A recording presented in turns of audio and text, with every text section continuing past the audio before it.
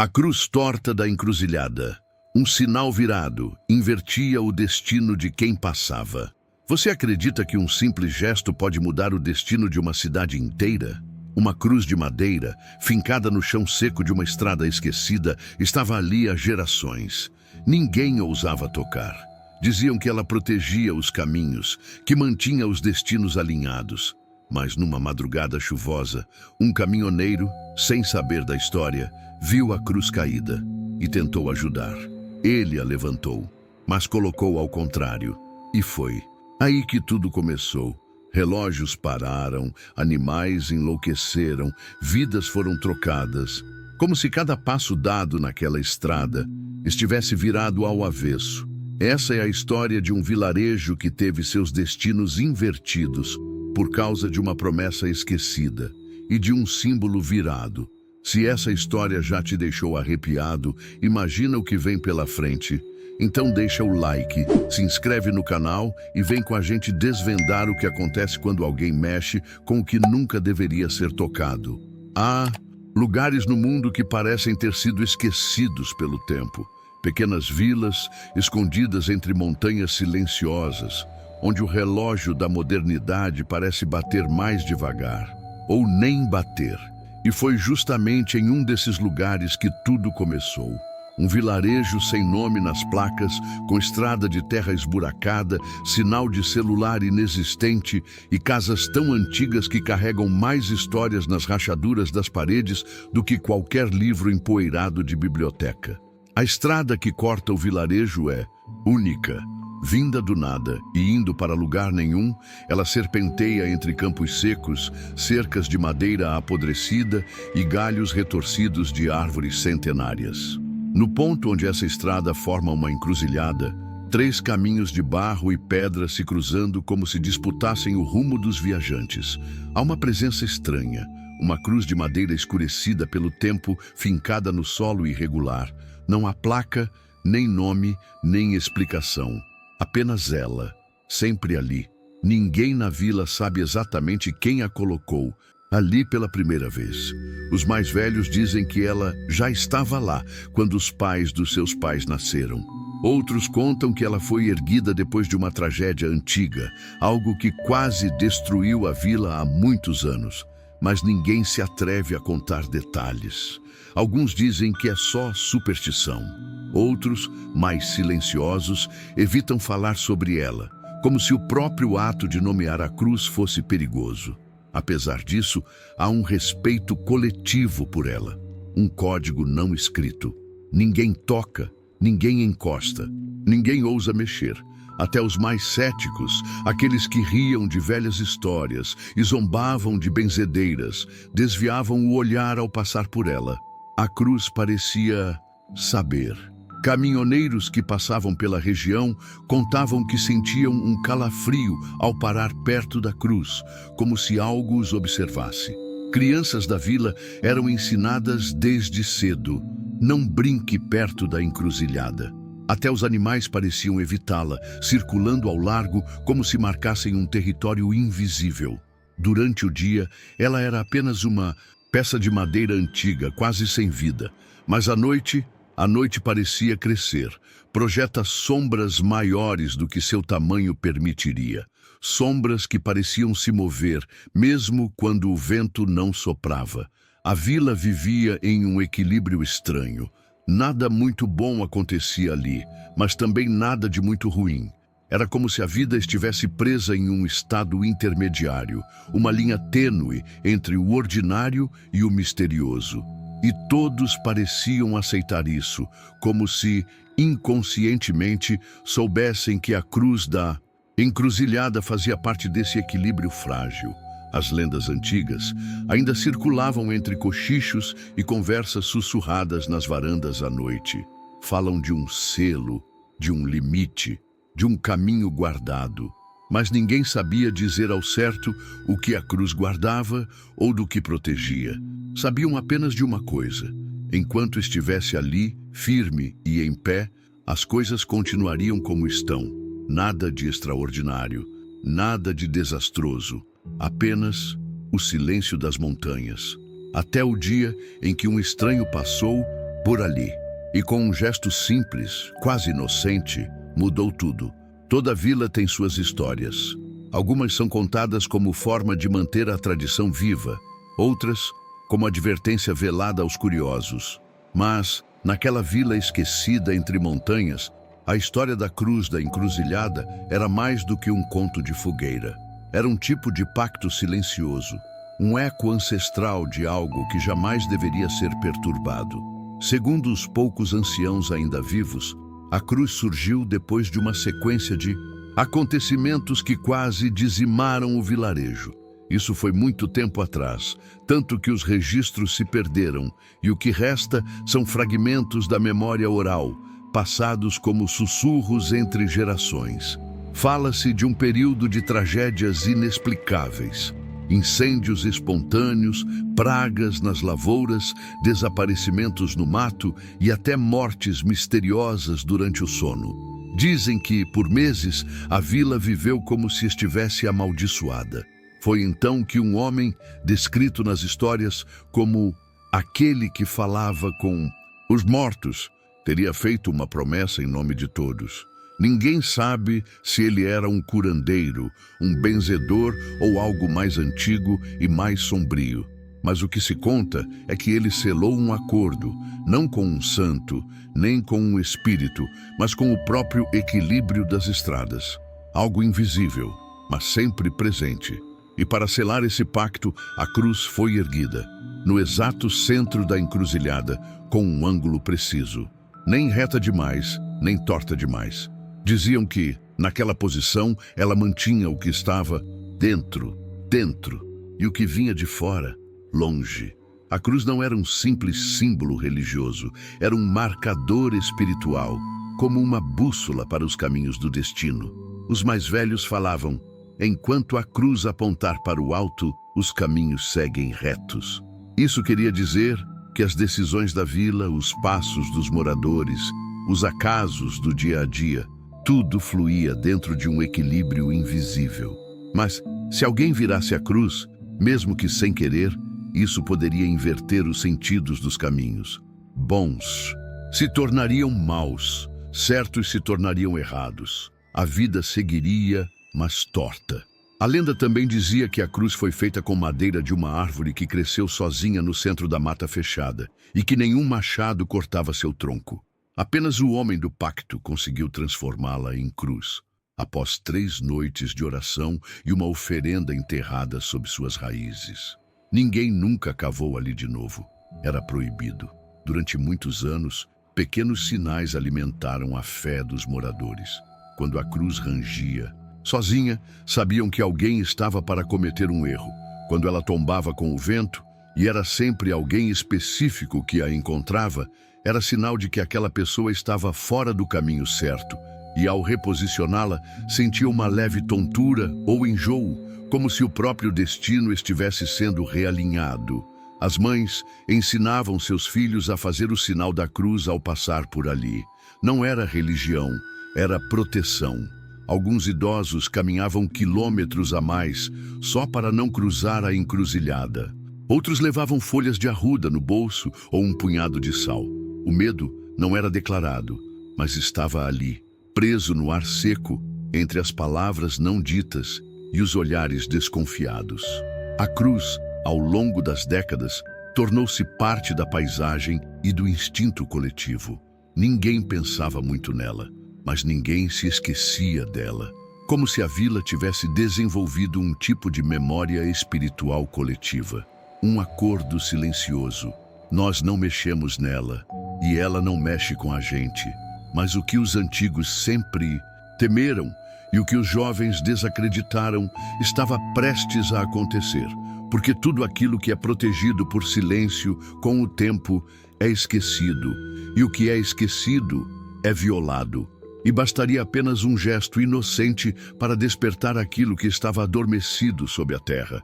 Um gesto simples, uma boa intenção e um erro imperdoável. Era uma daquelas noites em que o céu parece pesar sobre a terra. Nuvens carregadas cobriam as montanhas como mantos escuros, abafando qualquer som da natureza. O vento, Sibilava como se procurasse algo perdido entre os galhos, e os trovões vinham de longe, se aproximando em passos largos. Na estrada de terra que cortava a vila, um caminhão solitário seguia aos trancos e barrancos, tentando vencer a tempestade iminente. João Silveira era um caminhoneiro experiente. Anos de estrada já o haviam acostumado com buracos, trovões e estradas esquecidas. Mas naquela noite havia algo diferente no ar. O GPS parou de funcionar de repente. O rádio só emitia estática e o farol parecia mais fraco do que o normal. Ele apertava o volante com força, sentindo a tensão nos ombros aumentar a cada curva. O caminhão, velho e roncando alto, patinava na lama fina que começava a se formar com as primeiras gotas da chuva. Foi então que, ao fazer a curva mais fechada da estrada, João avistou algo estranho no meio da encruzilhada. Uma cruz caída, encharcada e meio enterrada no barro. Ele freou bruscamente, o caminhão derrapou alguns metros até parar. O farol iluminava a cena. A cruz estava deitada, como se tivesse sido arrancada pela força da tempestade. João, que não conhecia a vila nem suas lendas, apenas viu um objeto religioso caído e sentiu um impulso quase instintivo de corrigir aquilo. Desceu do caminhão resmungando, com a capa de chuva jogada às pressas sobre os ombros. A água já caía em baldes do céu quando ele se aproximou da cruz. Era pesada, rústica, encharcada de lama e com pregos antigos segurando seus braços.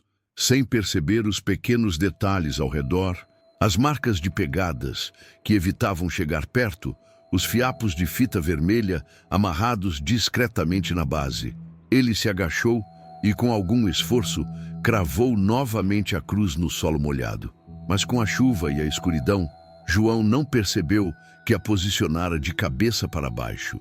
Os braços curtos da cruz agora apontavam para baixo e a parte longa se erguia como uma lança invertida. Era sutil. Qualquer um, distraído, talvez também errasse. Para ele, foi apenas um gesto de boa vontade. Deixou a cruz firme, deu 2 tapinhas no tronco e voltou correndo para o caminhão, molhado até os ossos. O som do motor encobrindo o leve estalo que ecoou da madeira assim que ele virou as costas. Ele seguiu viagem sem olhar para trás. Mas atrás dele, algo tinha mudado. Na vila, a tempestade parecia dançar ao redor da encruzilhada. O vento fazia redemoinhos que não avançavam para além do ponto onde a cruz havia sido fincada. Os galhos das árvores próximas pareciam se inclinar numa direção só. E, em meio ao som da chuva, um sussurro, longo, contínuo, grave, passou por entre as casas, sem que ninguém pudesse dizer de onde vinha. Na casa da Dona Emília, a mais velha da vila, uma vela se apagou sozinha. Seus olhos se abriram de repente, mesmo dormindo. Ela não sabia o que tinha acontecido, mas sentia no peito um peso estranho, como se o ar tivesse ficado mais grosso. Mexeram onde não deviam, murmurou, levantando-se com dificuldade da cama. Enquanto isso, João seguia seu caminho pela estrada alagada, achando que nada demais havia acontecido. Um gesto pequeno, uma boa ação. Mas, em lugares como aquele, boas intenções nem sempre são suficientes, porque há cruzes que não foram feitas para ser tocadas. Há posições que não devem ser invertidas, e há caminhos que, uma vez tortos, jamais voltam a ser os mesmos sem um preço. A chuva cessou pouco depois da meia-noite, como se tivesse apenas cumprido o papel de encobrir algo que precisava ser feito. E agora, com a cruz fincada de cabeça para baixo, o silêncio caiu pesado sobre a vila. Não era um silêncio comum, desses que precedem o sono ou acompanham a madrugada. Era um silêncio espesso, sufocante, como se o ar tivesse perdido seu som natural. Até os grilos, sempre presentes nas noites do interior, haviam desaparecido. A primeira a sentir foi a Dona Emília. Acordou com uma pontada aguda no peito e um gosto metálico na boca.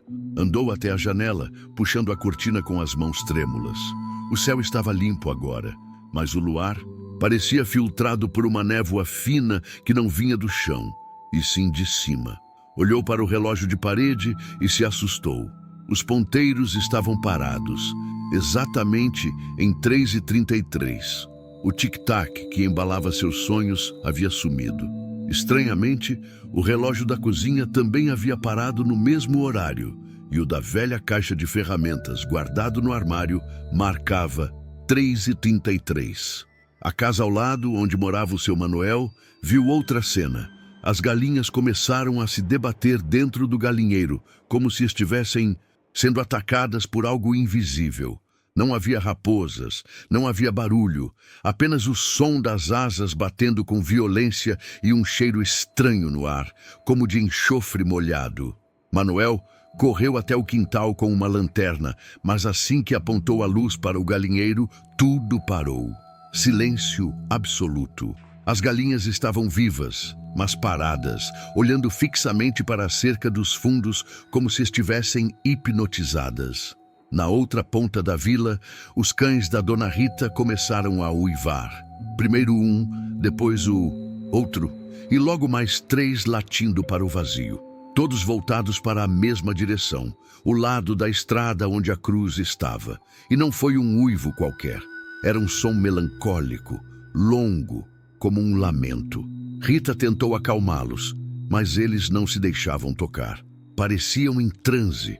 Quando um dos cães finalmente se deitou, ela notou que tremia inteiro e que os olhos estavam vermelhos, não de sangue, mas como se refletissem alguma luz que ela não conseguia ver.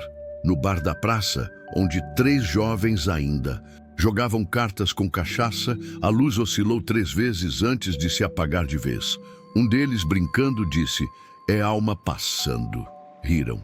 Mas segundos depois, a TV desligada fez um som seco, como se alguém tivesse batido nela por dentro. Os 3 ficaram em silêncio.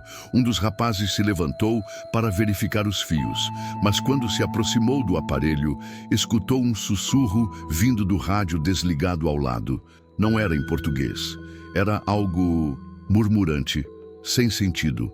Eles saíram do bar e trancaram a porta sem dizer uma palavra.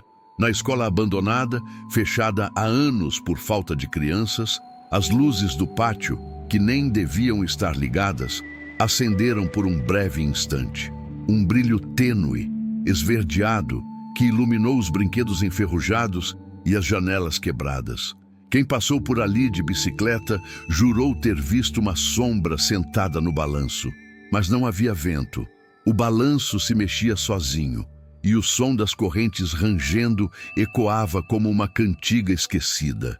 Na casa da família Almeida, uma criança de 7 anos acordou chorando. Disse à mãe que sonhou com uma cruz virada e que um homem sem rosto dizia: "Agora os caminhos se confundem." A mãe, assustada, mandou rezar um Pai Nosso, mas a menina interrompeu e disse que não ia adiantar, porque ele já entrou. E então simplesmente voltou a dormir. E assim foi a primeira noite. Sinais pequenos, desconexos, espalhados como peças de um quebra-cabeça que ninguém estava montando. Cada morador sentiu algo, viu algo, ouviu algo, mas ninguém falou com ninguém. Na manhã seguinte fingiriam que estava tudo normal. Fingiriam que nada havia acontecido, mas sabiam, lá no fundo, que alguma coisa tinha sido mexida. Alguma coisa estava errada, mas ainda não sabiam o quanto. Os primeiros raios de sol tocaram a vila com uma luz opaca, como se o céu estivesse encoberto por uma película suja. O canto dos pássaros, antes pontual e harmônico, soava descompassado. Era como se até a natureza estivesse confusa. Mas, naquele início de dia, ninguém ousou comentar o que viu ou ouviu na noite anterior. Os moradores apenas se entreolhavam com olhares rápidos, evitando perguntas. Era mais seguro fingir que tudo seguia como sempre. No entanto, os sinais de que algo estava profundamente errado começaram a se revelar de forma sutil e depois como uma avalanche. Logo cedo, seu Arlindo, o homem mais pacato da vila, conhecido por sua calma e educação exemplar, Foi visto aos gritos na venda do Zé Batata, ameaçando um rapaz com uma faca de cortar queijo. Disse que o jovem estava olhando estranho demais para o chão, como se ali houvesse algo enterrado. Ninguém entendeu nada. Quando perguntado depois, Arlindo não se lembrava do ocorrido. Jurava que passou a manhã podando suas roseiras. Na mesma manhã, o casal Clara e Fábio, que há anos era exemplo de harmonia, donos de um pequeno café artesanal, teve uma briga tão violenta que os vizinhos precisaram intervir. Gritavam palavras duras, cheias de rancor e acusações que pareciam brotar do nada. Ao fim da tarde, Clara saiu de casa com uma mala, chorando, enquanto Fábio ficou imóvel na varanda, encarando a estrada com um olhar perdido. Nenhum dos dois soube explicar o motivo da discussão. Mais tarde, o padeiro Jonas, que vinha anunciando o fechamento da padaria por dificuldades financeiras, acordou com uma fila na porta. Por algum motivo, seus pães ficaram deliciosos como nunca antes. A clientela voltou, elogios choveram e até um investidor apareceu interessado no local. Mas ao final do dia, descobriu-se que o pequeno armazém ao lado, da dona Lúcia, sua antiga amiga, pegou fogo misteriosamente, destruindo o estoque dela inteiro.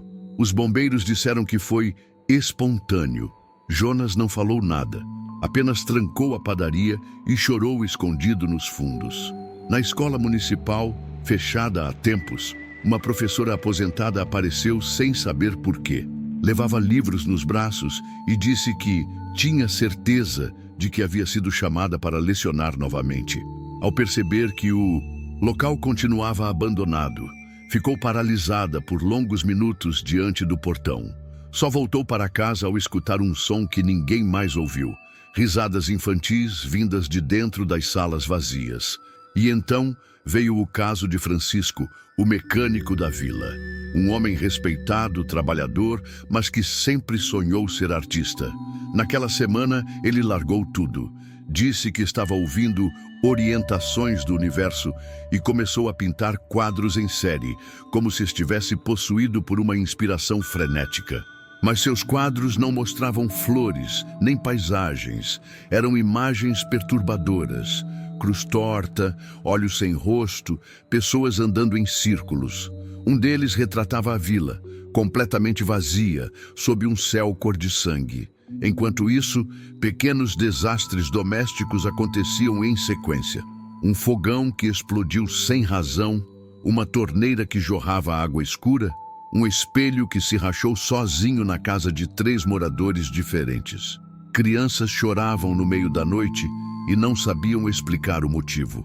Um menino afirmou ter visto o céu de cabeça para baixo. A cada dia, algo dava errado, e não da maneira comum. Era como se decisões que antes eram lógicas agora parecessem distorcidas. Pessoas confiáveis mentiam, promessas eram quebradas por impulso, amizades se desmanchavam como papel molhado, e os poucos momentos de sorte ou bonança vinham com um preço, a desgraça alheia. O equilíbrio da vila havia se rompido. Os caminhos estavam errados. E o mais assustador, ninguém conseguia perceber com clareza o porquê, exceto por uma. Na varanda de sua casa, sentada em sua cadeira de balanço, Dona Emília observava tudo.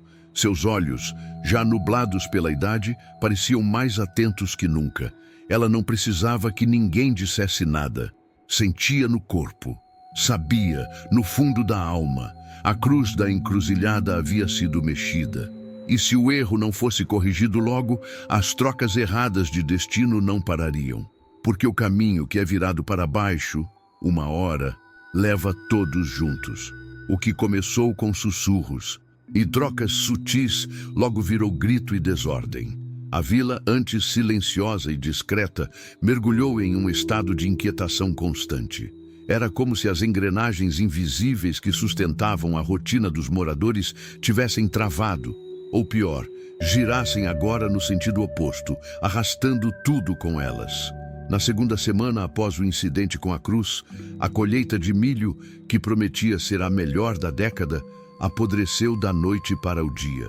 As espigas estavam gordas e douradas na véspera, mas ao amanhecer estavam pretas, mofadas, e exalavam um cheiro fétido, doce e podre ao mesmo tempo.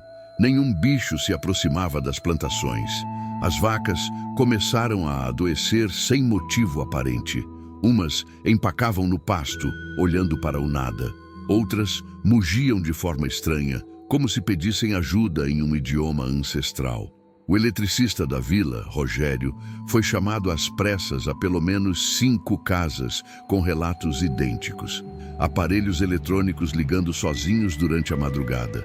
Rádios que tocavam vozes abafadas.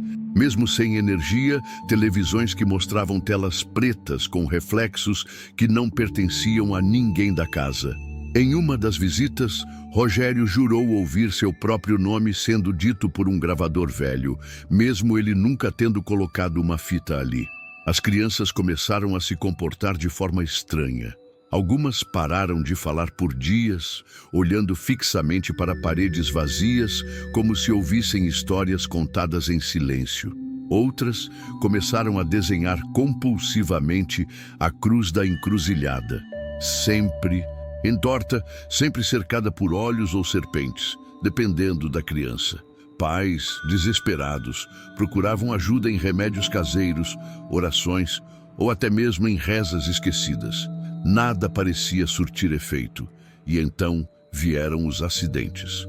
Um morador caiu de uma escada ao tentar pendurar uma ferradura sobre a porta para espantar a má sorte e quebrou a coluna.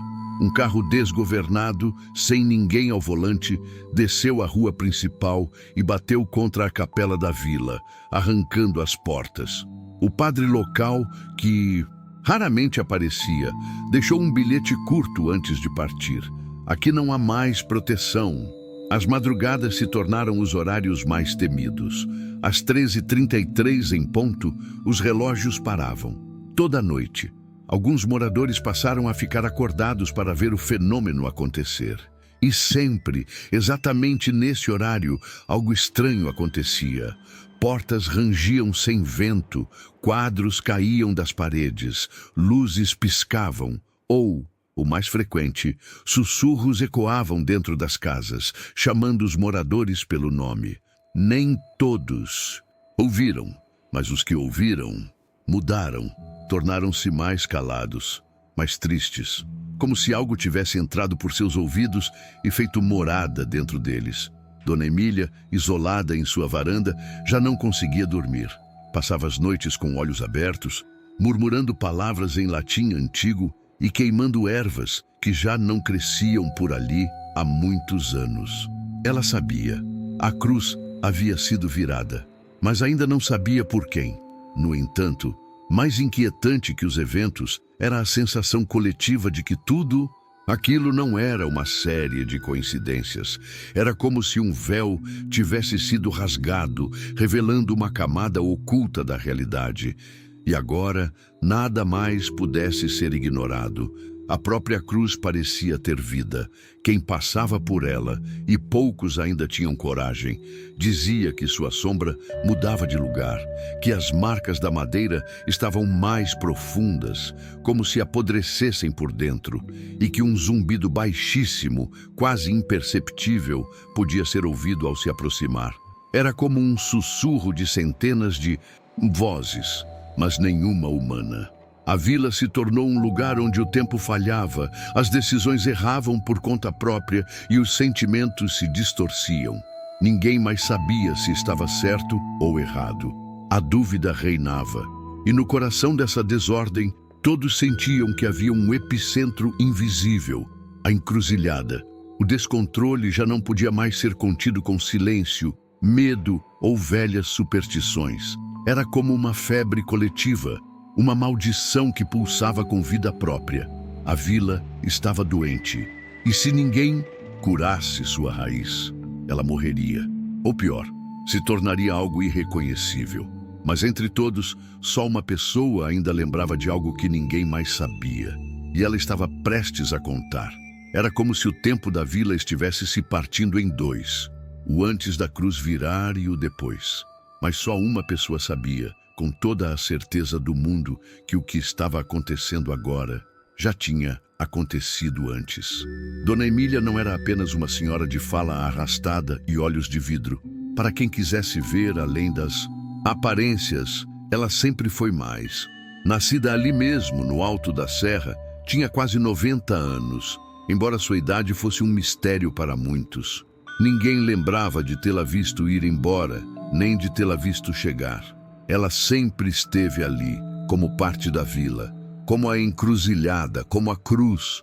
Quando criança, Emília costumava correr pelos campos com os pés descalços e a cabeça cheia de histórias. Sua avó, mulher de raízes profundas e rezas em línguas esquecidas, era quem lhe contava sobre a promessa feita pelos antepassados, o acordo de silêncio e o verdadeiro motivo da cruz. Na época, ninguém dava ouvidos às histórias das velhas, mas Emília lembrava. E agora, as imagens voltavam com uma clareza assustadora. Ela estava com 8 anos quando viu a cruz ser colocada pela segunda vez.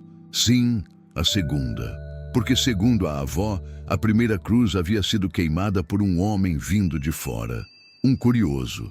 Diziam que ele zombou das histórias da vila, arrancou a cruz com um machado e foi embora rindo. Naquela noite começou o tempo das trocas erradas. Gente se matando sem motivo. Vaca nascendo com 2 cabeças. Mulher desaparecendo do nada e voltando depois sem lembrar nem o próprio nome. Um horror que só cessou quando a nova cruz foi erguida, feita de madeira tirada do coração de uma árvore que ninguém ousava tocar. E para fixá-la ali foi feito um ritual, um selo, um juramento. Essa cruz não é só um aviso, dizia a avó. Ela é uma tranca, uma chave virada para o lado certo. Agora, com o que acontecia na vila, Emília tinha certeza. Alguém havia mexido na chave, e a fechadura que segurava o invisível estava aberta.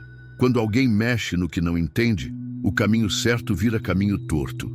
Ela murmurava todos os dias, enquanto triturava ervas e acendia velas que queimavam com chamas azuladas.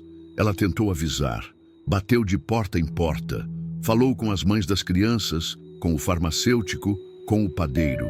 Todos a ouviam, por respeito, mas ninguém acreditava de verdade.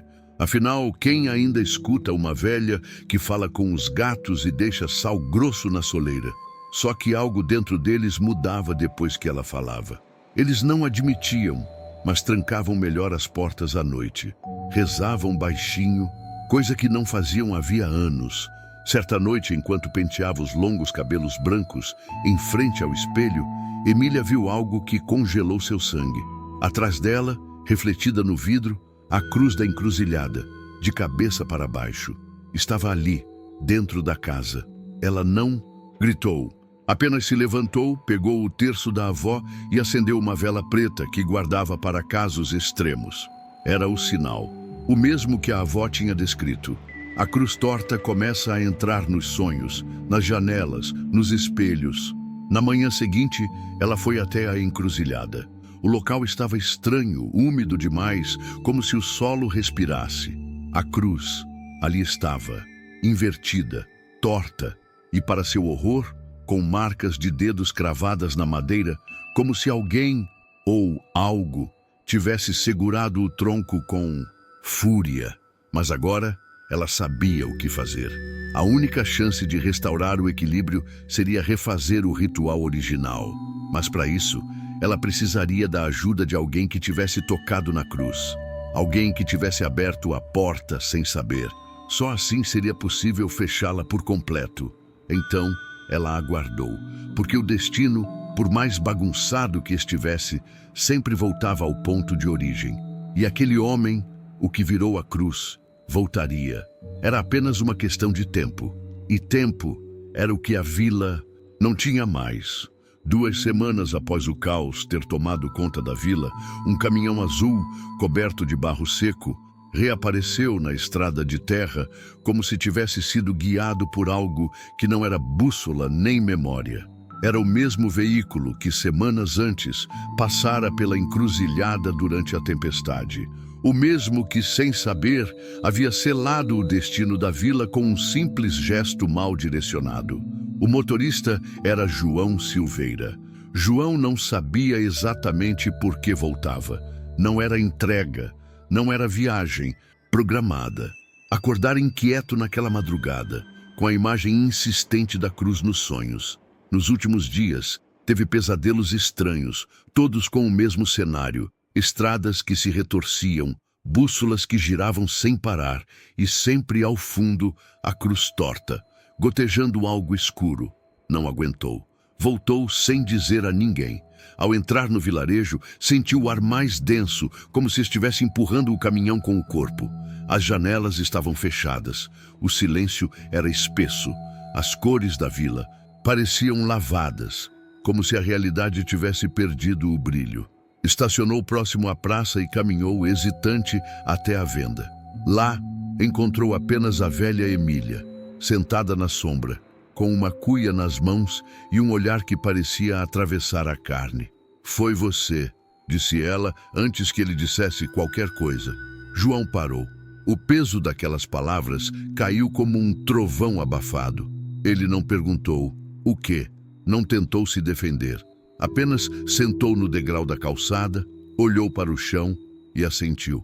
Eu achei que estava ajudando", murmurou. A senhora se aproximou, seus passos lentos, mas firmes como raízes que conhecem a terra. Sentou-se ao lado dele e puxou uma corrente do pescoço, revelando um pequeno crucifixo de ferro antigo.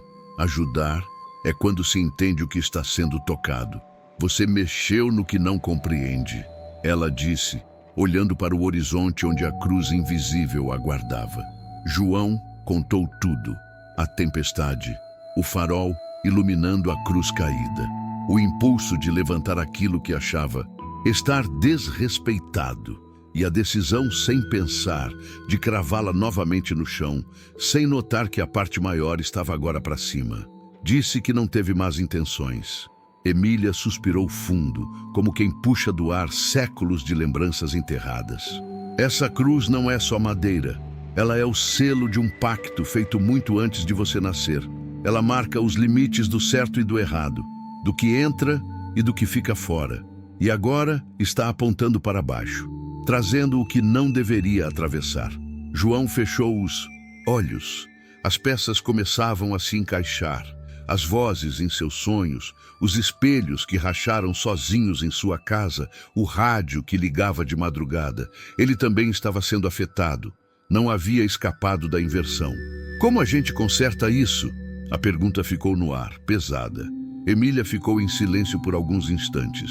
Depois, olhou para ele com a seriedade de quem já enterrou muitos e viu outros enlouquecerem. "Não se conserta, se reequilibra, se devolve o que foi puxado, mas não sem custo." Os dois seguiram juntos até a encruzilhada. Os poucos moradores que ainda se arriscavam a sair ficaram observando de longe, em silêncio. Parecia que algo estava prestes a acontecer, e até os cães da vila se calaram. Ao chegarem à cruz, João parou diante dela. Estava exatamente como ele a deixara, firme no solo, mas de cabeça para baixo. A madeira parecia mais escura, com pequenas rachaduras surgindo por toda a superfície. Um cheiro levemente metálico pairava no ar, como sangue oxidado. E, por um segundo, João achou que a cruz pulsava. "Vamos desfazer", disse Emília. "Mas tem que ser do jeito certo, e você tem que estar aqui." Ela começou a desenhar símbolos com sal grosso em volta da cruz, formando um círculo. Acendeu pequenas velas feitas de sebo antigo e puxou um pano encardido com inscrições em latim que só ela sabia decifrar. Enquanto isso, João, com as mãos trêmulas, cavava a terra em torno da base da cruz. "Quando eu disser, você gira, devagar, sem quebrar." Ele assentiu, o coração batendo como tambor. "E se eu errar? Então o caminho torto será o novo certo, e tudo será perdido." A tarde caía devagar, tingindo o céu com tons de ferrugem e cinza. Um silêncio incômodo pairava sobre a vila. Não o silêncio comum das tardes preguiçosas, mas um silêncio denso, como o de uma sala onde se aguarda uma sentença. As pessoas evitavam sair de casa, as janelas estavam fechadas, e as poucas vozes que se ouviam vinham abafadas de trás das cortinas. Parecia que até a vila respirava com medo. Foi então que ele voltou, o caminhoneiro, João Silveira. Havia semanas que seu rosto se recusava a sair dos pensamentos de Dona Emília. Ela não sabia seu nome, mas lembrava dos olhos confusos, do gesto apressado na cruz, da presença estranha que invadiu a vila logo após a sua passagem. E naquela tarde, como se guiado por algo invisível, ele retornou.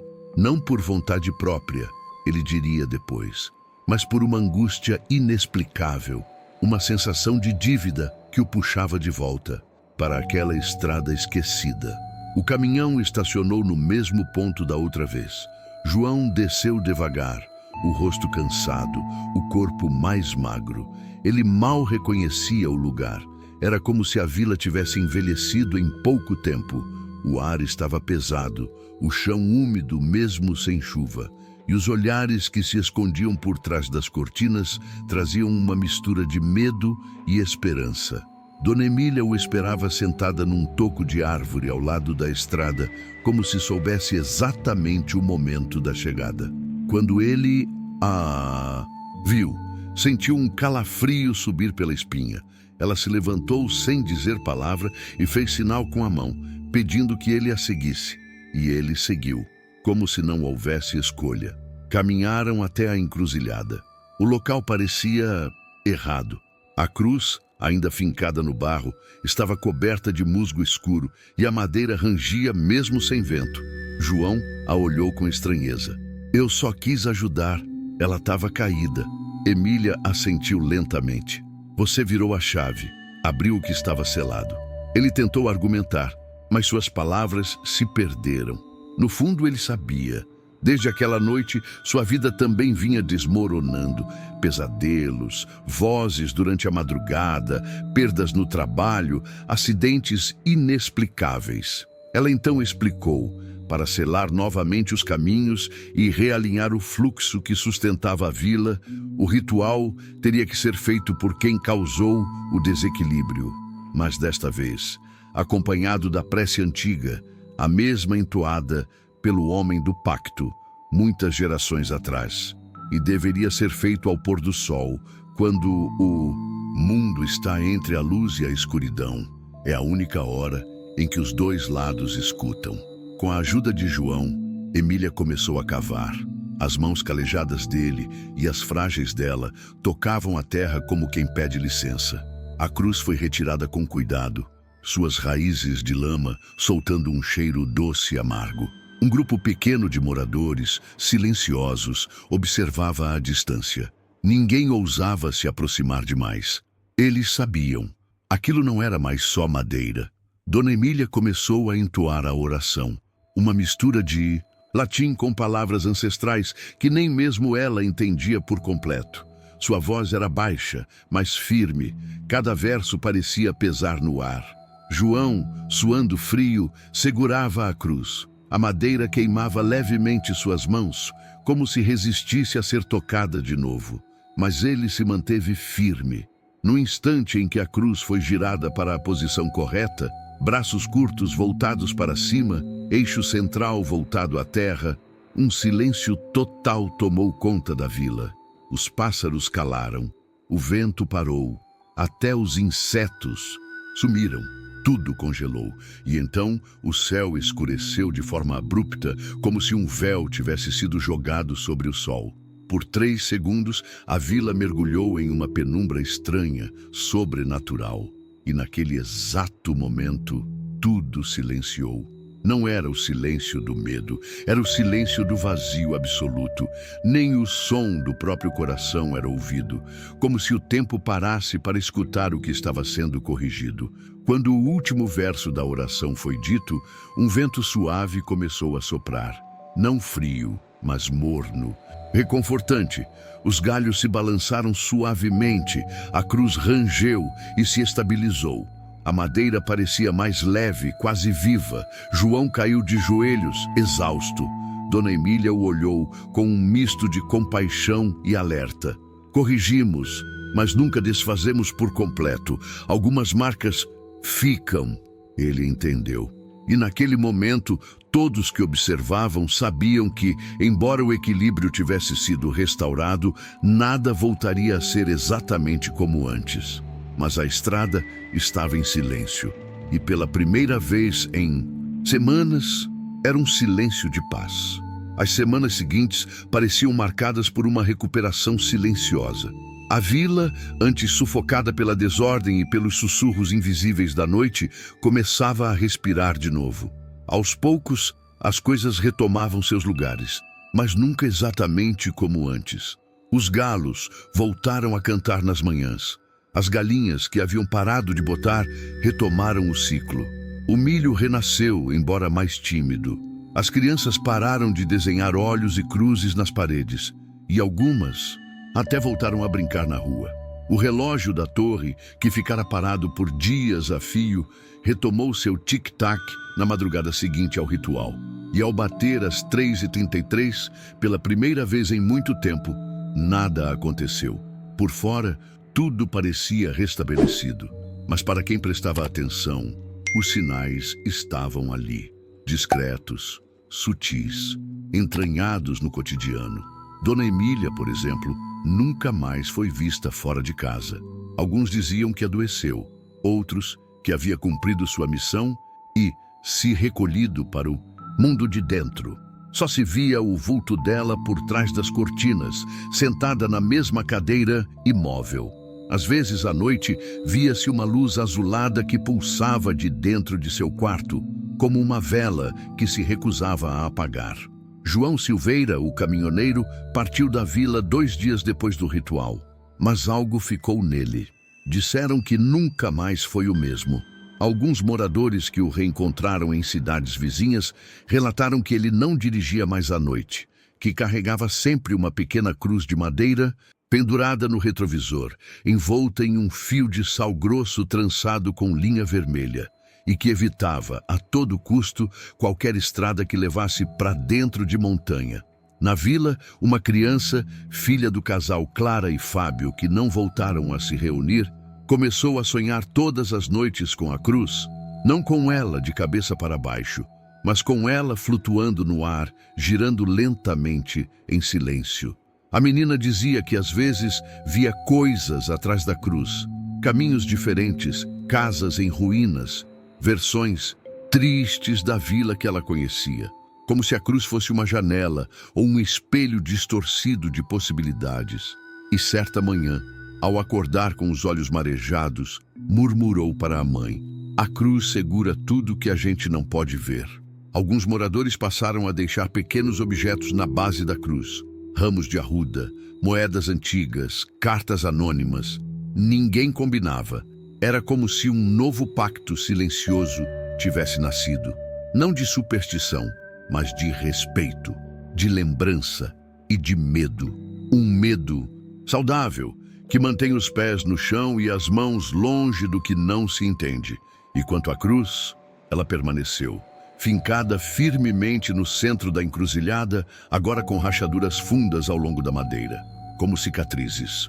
À luz do sol, elas não chamavam atenção, mas à noite refletiam a lua como se estivessem úmidas, como se sangrassem devagar, em outra dimensão do tempo.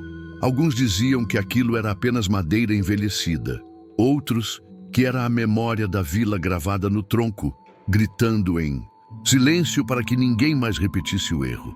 E havia quem jurasse que, se você encostasse o ouvido na cruz durante a madrugada, ainda ouviria o sussurro.